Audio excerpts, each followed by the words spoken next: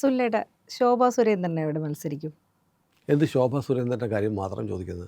അല്ല, കാരണം കേരളത്തിലിപ്പോൾ ഏറ്റവും ശക്തിയായ ഒരു വനിതാ വനിതാ നേതാവ് അല്ലേ? നേതാവാണ്. ശരിയാണ്. കേരളം മുഴുവൻ ചോദിക്കുന്നൊരു ചോദ്യമാണ് ശോഭ എവിടെയായിരിക്കും മത്സരിക്കുക. കാരണം തെരഞ്ഞെടുപ്പിൻ്റെ ചൂട് രസമാപരിയിൽ തെരഞ്ഞെടുപ്പിൻ്റെ ചൂട് കൂടിക്കൂടി വരികയാണ്. കേരളം കൗതുകത്തോടെ ആരൊക്കെ എവിടെയൊക്കെ മത്സരിക്കുന്നു ചോദിക്കുന്നു.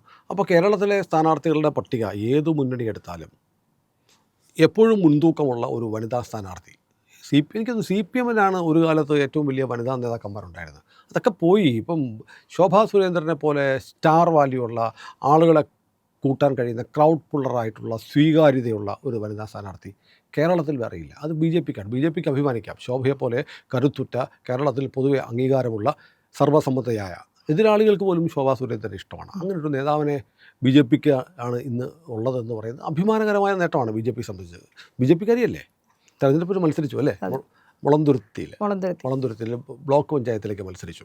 അപ്പം ബബിതയ്ക്കും അഭിമാനിക്കാം. കാരണം നിങ്ങളുടെയൊക്കെ കൂട്ടത്തിൽ നിന്ന് ഒരു നേതാവ് കേരളത്തിലെ ഏറ്റവും സർവ്വസമ്മതയായ, കേരളത്തിലെ ഏറ്റവും പോപ്പുലാരിറ്റി ഉള്ള ഒരു നേതാവായിട്ട് ശോഭ മാറിയിരിക്കുന്നത്. അതുകൊണ്ടാണ് ശോഭാ സുരേന്ദ്രൻ എവിടെ മത്സരിക്കുമെന്ന് പരക്കെ എല്ലാവരും ചോദിക്കുന്നത്. അപ്പോൾ ഏതായാലും നമ്മളെപ്പോഴും പറയാറുണ്ട്, നമ്മൾ ഇന്ത്യ ലൈവ് എന്ന് പറയുന്ന ചാനൽ സ്ഥാനാർത്ഥികളെ നിശ്ചയിക്കുന്ന ചാനലല്ല.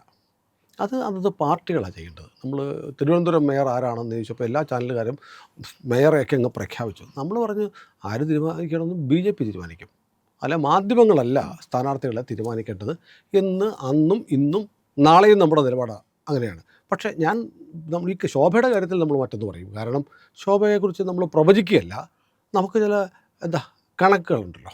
കഴിഞ്ഞ പാർലമെൻറ്റ് തെരഞ്ഞെടുപ്പിൽ ആലപ്പുഴ ജില്ലയിൽ ശോഭാ സുരേന്ദ്രൻ മത്സരിക്കുന്നു. ശോഭാ സുരേന്ദ്രൻ വിജയത്തിനടുത്തെത്തി. ഒരു ഘട്ടത്തിൽ ശോഭ ജയിക്കുമെന്ന് ഉറപ്പായിരുന്നു. അതേപോലെയുള്ള വലിയ പ്രചണ്ഡമായ പ്രചാരണ പ്രവർത്തനങ്ങളോടെ, ജനങ്ങളുടെ അംഗീകാരത്തോടെ വലിയ കുതിച്ചുകയറ്റമാണ് ശോഭ നടത്തിയത്. അപ്പോൾ ശോഭയുടെ തെരഞ്ഞെടുപ്പ് ഫലം വന്നപ്പോൾ കായംകുളം മണ്ഡലത്തിൽ ഏറ്റവും കൂടുതൽ വോട്ടുകൾ നേടിയത് ശോഭാ സുരേന്ദ്രനാണ്. ശോഭ അതുകൊണ്ട് തന്നെ കായംകുളത്ത് വരും എന്ന് പൊതുവെ ഒരു തോന്നലുണ്ടായിരുന്നു. അപ്പോൾ ഒരു കാര്യം ഉറപ്പാണ്, ശോഭാ സുരേന്ദ്രൻ ഇക്കുറി നിയമസഭയിൽ മത്സരിക്കും. അത് ആലപ്പുഴ ജില്ലയിൽ നിന്ന് തന്നെ ആയിരിക്കും എന്നതിന് ഒരു തർക്കമില്ല. അത് ആലപ്പുഴ ജില്ലയിലെ എവിടെയായിരിക്കും എന്നുള്ളതാണ് ഇപ്പോൾ രാഷ്ട്രീയ ഗണകന്മാർ, രാഷ്ട്രീയ ജ്യോത്സ്യന്മാർ കൂട്ടിക്കുഴച്ച് നോക്കുന്നത്. അപ്പോൾ നമുക്ക് അതിനകത്ത് ചില സ്പെക്കുലേഷൻസ് ഒക്കെ പറഞ്ഞു പോകാം. അത് വെച്ച് നോക്കുമ്പോൾ കഴിഞ്ഞ പാർലമെൻറ്റ് തെരഞ്ഞെടുപ്പിൽ ഏറ്റവും കൂടുതൽ വോട്ട് കിട്ടിയ സ്ഥലം കായംകുളം. അതുകൊണ്ട് കായംകുളത്തായിരിക്കും ശോഭാ സുരേന്ദ്രൻ മത്സരിക്കുക എന്നാണ് പൊതുവിൽ എല്ലാവരും ധരിക്കുന്നത്. പക്ഷേ ഈ പഞ്ചായത്ത് തിരഞ്ഞെടുപ്പ് കഴിഞ്ഞപ്പോൾ ചിത്രം ഒന്ന് മാറി. പഞ്ചായത്ത് തിരഞ്ഞെടുപ്പ് കഴിഞ്ഞപ്പോൾ BJPക്ക് ഏറ്റവും കൂടുതൽ വോട്ട് കിട്ടിയ മണ്ഡലം ആലപ്പുഴ ജില്ലയിൽ ഏറ്റവും കൂടുതൽ വോട്ട് കിട്ടിയത് ചെങ്ങന്നൂരാണ്. ചെങ്ങന്നൂർ 41,674 വോട്ട് BJP കിട്ടി. അത് കഴിഞ്ഞാൽ ഈ കായംകുളത്ത് 33,455 വോട്ടുകളാണ് കിട്ടിയത്. പക്ഷേ അരൂർ മണ്ഡലത്തിൽ BJPക്ക് 36,840 വോട്ടുകൾ കിട്ടി. അപ്പോൾ അതിൻ്റെ ഒരു ഗുണം എന്ന് വെച്ച് നോക്കുമ്പോൾ ഈ ശോഭാ സുരേന്ദ്രന് കഴിഞ്ഞ തെരഞ്ഞെടുപ്പിൽ ശോഭാ സുരേന്ദ്രന് ഏറ്റവും വലിയ സഹായമായി നിന്ന ഒരു ഘടകം എന്താണെന്നറിയോ?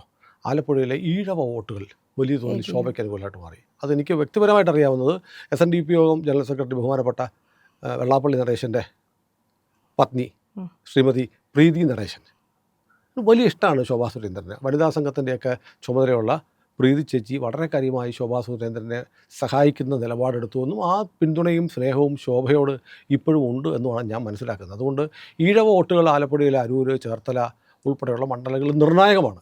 അതുകൊണ്ട് ശോഭാ സുരേന്ദ്രന് വേണ്ടിയിട്ട് SNDP യോഗത്തിൻ്റെ വോട്ടുകൾ വലിയ തോതിൽ കിട്ടും എന്നാണ് എതിരാളികൾ പോലും സംഭവിക്കുന്നുണ്ട്. അതുകൊണ്ട് അരൂർ ഒരു നല്ല മണ്ഡലമാണ്. അരൂരെ ഇപ്പോൾ ഉള്ള CPM-ൻ്റെ സിറ്റിംഗ് MLA ദലീമ ജോർജ്, അറിയില്ലേ? ദലീമ അറിയില്ലേ? പാട്ടുകാരിയാണ്. ജാനകിയുടെ ശബ്ദത്തിൽ പാടുന്ന ദലീമ. പക്ഷേ ദലീമ ഒരു MLA എന്ന നിലയിൽ ഒട്ടും ശോഭിച്ചില്ല. ഏറ്റവും മോശപ്പെട്ട പ്രകടനം കാഴ്ചവെച്ച ഒരു MLA ആണ് ദലീമ എന്നത് CPM-കാർക്ക് ഒരു തർക്കമില്ല. എനിക്ക് ആലപ്പുഴ അരൂർ മണ്ഡലത്തിൽ ഒരുപാട് CPM സുഹൃത്തുക്കൾ ഉണ്ട്. ആരിഫ് അവിടെ MLA ആയിരുന്നല്ലോ അരൂർ.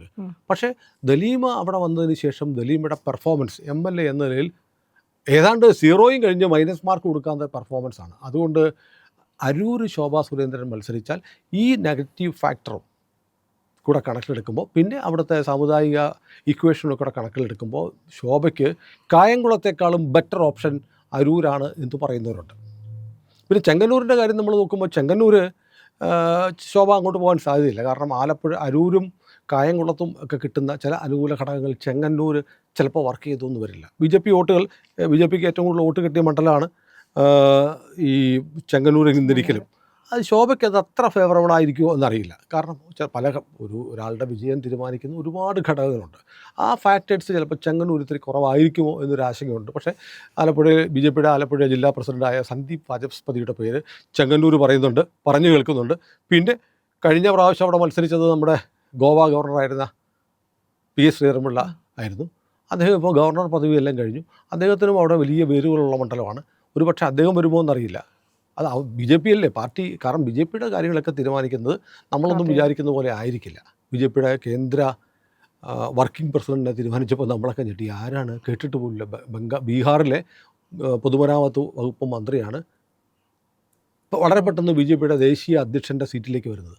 നമ്മളാരും ചിന്തിക്കാത്ത പേരുകൾ, ഒരു മാധ്യമത്തിനും ഊഹിക്കാൻ പറ്റാത്ത പേര്. രാഷ്ട്രപതിയെ തീരുമാനിച്ചപ്പോഴും നമ്മളാരെങ്കിലും ദ്രൗപദി മുർമുവിനെ കേട്ടിരുന്നോ? ഇല്ല.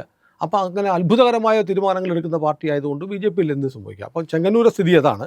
പിന്നെയുള്ളത് ശോഭയ്ക്ക് ഒരു ഗുണമുണ്ടാകുന്നൊരു സീറ്റെന്ന് ചില രാഷ്ട്രീയ നിരീക്ഷകന്മാർ പറയുന്നൊരു സീറ്റ് ഹരിപ്പാടാണ്. ഹരിപ്പാടെന്ന് പറയുമ്പോഴത്തേക്ക് രമേശ് ചെന്നിത്തലയുടെ സീറ്റാണ്.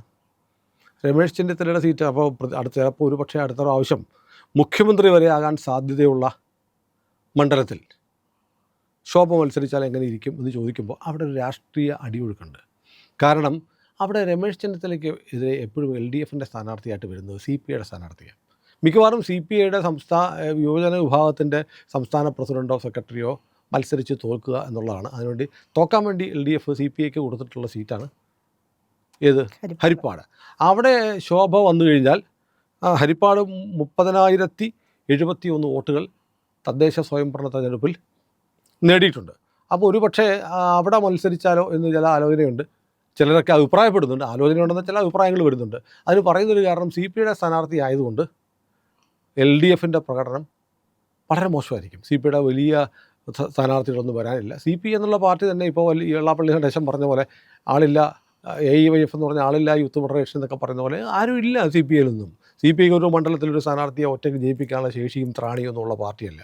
CPMൻ്റെ ചുമലിൽ കയറിയിരുന്ന് കുരയ്ക്കുന്ന ഒരു നായ മാത്രമാണ് ഇപ്പോൾ CPI. അതുകൊണ്ട് രമേശ് ചെന്നിത്തലയ്ക്കെതിരെ LDF മത്സരിക്കുമ്പോൾ ശോഭാ സുരേന്ദ്രനെ പോലെ ഒരു ജയൻറ്റ് കില്ലറായിട്ടുള്ള ഒരു അത്യുഗ്ര സ്ഥാനാർത്ഥി അവിടെ വന്നാൽ രമേശ് ചെന്നിത്തല വിവരം അറിയും. അതൊരു ഫാക്ടറായിട്ട് പറയുന്നുണ്ട്. ഇങ്ങനെയുള്ള ചില ഘടകങ്ങൾ ഇപ്പോൾ നമുക്കൊന്ന് വേണേൽ ഈ തിരുവല്ല മണ്ഡലമുണ്ട്. അവിടെ തിരുവല്ലയിൽ തൊട്ടടുത്ത് കിടക്കുന്ന മണ്ഡലമാണ് തിരുവല്ല. തിരുവല്ലയിൽ നമ്മൾ ആലോചിക്കുമ്പോൾ തിരുവല്ലയിൽ ഒരു സ്ഥാനാർത്ഥിയായിട്ട് ഉറപ്പായിട്ടും BJPയുടെ സംസ്ഥാന ജനറൽ സെക്രട്ടറി അനൂപ് ആൻ്റണി മത്സരിക്കാനുള്ള എല്ലാ സാധ്യതകളാണ് കാണുന്നത്. അനൂപിൻ്റെ സ്ഥലം ഹരിപ്പാട് കാർത്തികപ്പള്ളിക്കാരനാണെങ്കിലും അനൂപിന് വലിയ ബന്ധങ്ങളൊക്കെ ഉള്ള സ്ഥലമാണ് തിരുവല്ല. അപ്പോൾ അതും കൂടെ ഈ കൂട്ടത്തിൽ പരിഗണിച്ചു പോകണം. അപ്പം ആലപ്പുഴ ജില്ലയെ സംബന്ധിച്ച് കേരളത്തിൽ ഏറ്റവും വലിയ മത്സരം നടക്കാൻ പോകുന്ന BJP മധ്യ കേരളത്തിൽ ഒരുപക്ഷെ അക്കൗണ്ട് തുറക്കാൻ പോകുന്ന മണ്ഡലമായിട്ട് ആലപ്പുഴ മാറും. ശോഭാ സുരേന്ദ്രൻ ഏതായാലും ആലപ്പുഴയാണെന്ന് ഉറപ്പാണ്. ചിലർ പറയുന്നൊരു വേറൊരു ലോജിക്കുണ്ട്. ഇനി ഹരിപ്പാടോ എവിടെയെങ്കിലുമൊക്കെ മത്സരിച്ചിട്ട് ശോഭ ജയിക്കും എന്ന് പറയുന്നവർ ഇനിയിപ്പോൾ ജയിച്ചില്ലെങ്കിലും കുഴപ്പമില്ല എന്ന് പറയുന്നത്. കാരണം അറിയോ? കാരണം UDFനെങ്ങാനും ഭരണം കിട്ടിയാൽ ഈ പറഞ്ഞ പോലെ രമേശ് ചെന്നിത്തലയും സതീശനും മുഖ്യമന്ത്രിയാവതല്ല. ഉറപ്പായിട്ടും KC വേണുഗോപാലായിരിക്കും മുഖ്യമന്ത്രിയാകാൻ പോകുന്നത്. അപ്പോൾ KC വേണുഗോപാലിനെ സംബന്ധിച്ച് KC വേണുഗോപാൽ രാജിവെക്കുമ്പോൾ ഈ മെയ് മാസത്തിൽ ഒരുപക്ഷെ കേരളത്തിൽ സംഭവിക്കാമെന്ന് അറിയാം. ആലപ്പുഴ ലോക്സഭാ സീറ്റിൽ ഒഴിവ് വരും. ആ സീറ്റിലേക്ക് ശോഭാ സുരേന്ദ്രൻ മത്സരിക്കുക, ശോഭ ജയിക്കുക. ശോഭ ജയിച്ചു കഴിഞ്ഞാൽ ശോഭ പാർലമെൻറ്റിലേക്ക് വരും. എനിക്ക് തോന്നുന്നത് കേന്ദ്ര നേതൃത്വത്തിന് അത് വലിയ ഇഷ്ടമായിരിക്കും. കാരണം BJP പതുക്കെ അംഗബലം കൂട്ടാനുള്ള ശ്രമം നടത്തുന്നുണ്ട് ലോക്സഭയിൽ. കാരണം ഇപ്പോൾ രണ്ട് മുന്നണികളുടെ സഹായത്തോടെയാണ് ഇരിക്കുന്നത്. ഏതെങ്കിലും കാരണവശാൽ നിതീഷ് കുമാർ ഏതെങ്കിലും കാരണവശാൽ പിന്തുണ പിൻവലിക്കുന്ന ഒരു സാഹചര്യം ഉണ്ടായാൽ, എനിക്ക് തോന്നുന്നു 2-3 MPമാരുടെ കൂടെ പിന്തുണ കിട്ടിയാൽ BJPക്ക് ഏതെങ്കിലും ഘടകകക്ഷി പോയാലും ഭൂരിപക്ഷം നിലനിർത്താൻ കഴിയും. അതുകൊണ്ട് പാർലമെൻറ്റിലേക്ക് പരമാവധി ആളുകൾ എത്തുന്നുണ്ടെങ്കിൽ അത് നന്നായിരിക്കുമെന്നുള്ള ഒരു കാഴ്ചപ്പാട് BJP കേന്ദ്ര നേതൃത്വത്തിനുണ്ട്. അപ്പോൾ ഒരുപക്ഷെ ഇനി ആലപ്പുഴയിൽ രമേശ് ചെന്നിത്തലയെ പോലെ ആളോട് മത്സരിക്കുക, ഒരു ജയൻറ്റ് കില്ലറായിട്ട് മാറിയാൽ ശോഭാ സുരേന്ദ്രൻ്റെ കരിയർ അങ്ങോട്ട് മാറി. രമേശ് ചെന്നിത്തലയെ തോൽപ്പിച്ച ശോഭ പിന്നെ ആരാ കേരളത്തിൽ? അപ്പോൾ ഇങ്ങനെയുണ്ട്. കാരണം 2-3 കാര്യം എന്ന് വെച്ചാൽ BJPയെ സംബന്ധിച്ച് കോൺഗ്രസിനെ സംബന്ധിച്ച് കോൺഗ്രസ് ഒരൊറ്റ MPമാരെയും രാജിവെക്കാൻ സമ്മതിക്കില്ല. ഇപ്പോൾ അവർക്കുള്ള 100 സീറ്റുകൾ എന്ന് പറയുന്നത് കോൺഗ്രസ്സിന് വളരെ പ്രധാനമാണ്. അതുകൊണ്ട് അടുത്തൊരു 3 വർഷത്തിനുള്ളിൽ 3 വർഷമേ ഉള്ളൂ ഇനി പാർലമെൻറ്റിലേക്ക്. 3 വർഷത്തിനുള്ളിൽ കോൺഗ്രസിൻ്റെ ഏതെങ്കിലും ഒരു MP രാജിവെക്കുന്നുണ്ടെങ്കിൽ 2 MPമാർ കോൺഗ്രസ് നഷ്ടപ്പെടും. അത് ഞാൻ പറയാം. രാജിവെക്കുന്നുണ്ടെങ്കിൽ അത് KC വേണുഗോപാലായിരിക്കും കേരളത്തിൻ്റെ മുഖ്യമന്ത്രിയാവാൻ. പിന്നൊന്ന് രാജിവെക്കാൻ സാധ്യതയുള്ള ഒരാൾ ശശി തരൂരാണ്. അപ്പോൾ 2 MPമാരെ ചിലപ്പോൾ കോൺഗ്രസ് നഷ്ടപ്പെടും. അത് വരട്ടെ, അത് നമുക്ക് പിന്നീട് സംസാരിക്കാം. അപ്പം ആലപ്പുഴ എന്ന് പറയുന്നത് വലിയ പരീക്ഷണങ്ങളുടെയും വലിയ നിരീക്ഷണങ്ങളും ആവശ്യമുള്ളൊരു മണ്ഡലമായി മാറിയിരിക്കുകയാണ്. ഏതായാലും ഒരു കാര്യം ഉറപ്പായി, ശോഭാ സുരേന്ദ്രൻ ആലപ്പുഴയെ മത്സരിക്കുന്നതോടുകൂടി ആലപ്പുഴ കേരളം എന്നല്ല ഇന്ത്യ ആകെ ശ്രദ്ധിക്കുന്നൊരു മണ്ഡലമായിട്ട് മാറും. ഏത് ഒരു BJPക്ക് ഉറപ്പായും ആലപ്പുഴയിൽ നിന്നൊരു അക്കൗണ്ട് തുറക്കും. അത് ശോഭാ സുരേന്ദ്രനായിരിക്കും എന്ന് ശോഭയുടെ ആരാധികയായ ബബിതയ്ക്ക് ഉറപ്പിക്കാം. കാരണം ഇത് നമുക്ക് പ്രേക്ഷകരോട് നമുക്ക് സത്യം തുറന്നു പറയാതെ ഇരിക്കുന്നത് എന്തിനാണ്? കാരണം ആലപ്പുഴയിൽ ഈ പറയുന്ന കായംകുളത്താണെങ്കിലും അരൂരാണെങ്കിലും ഹരിപ്പാട്ടാണെങ്കിലും ഒരു സംശയമില്ല, ശോഭാ സുരേന്ദ്രൻ വിജയിക്കുക തന്നെ ചെയ്യും. അതിന് രണ്ടഭിപ്രായമില്ല. ആലപ്പുഴയിലെ ജനങ്ങൾ അങ്ങനെയാണ് പറയുന്നത്.